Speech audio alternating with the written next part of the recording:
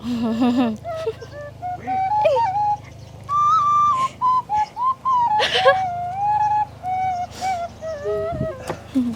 ဲ့မင်းလေးညရီးစားတဲ့စကားပြောနေတာလား မဟုတ်ပါဘူး AI နဲ့ပြောနေရတော့ပါပြီကိုကြီးတို့လိုမျိုးဘာမှမသိတဲ့လူပြောနေလေအပေါ်ပဲသွားရမယ်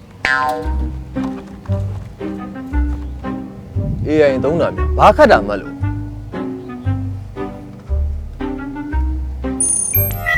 တော့ဘာလို့ ကျမ AI မှာ AI ကသုံးမယ်ဆိုတာနဲ့အလိုလိုပွင့်လာရောလားကြောက်တော့ကြောက်လာပြီ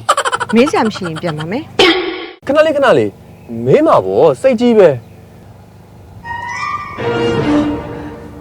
ငါဘာလဲလို့လဲသိလား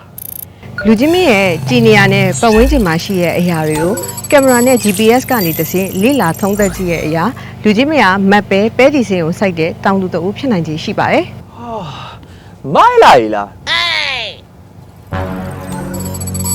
လူကြီးမင်းဘေးမှာရှိတဲ့မတ်ပဲဒီစင်စိုက်ကင်းမှာမှုယောဂအန္တရာယ်ရှိနေပါတယ် ဒုက္ခပါပဲအဲ့ဒါဆိုဘာဆက်လို့အောင်မှာလဲ ဒုက္ခမဟာထုတ်တဲ့မဟာ special ကိုဖြန့် သီးနှံမျိုးစုံတက်သုံးလို့ရတယ်မှုယောဂါတွေကိုကောက်ဝဲကုသနိုင်တယ်ပိုးပေါက်စိတ်ဝင်ပင်လုံးပြအာနိသင်ရှိတဲ့အကောင်းဆုံးမှုယောဂါတက်စေမဟာ special ကမှုယောဂါတွေတကယ်ရှင်းတာဗျို့ AI ထက်တောင် special ဖြစ်သေးတယ်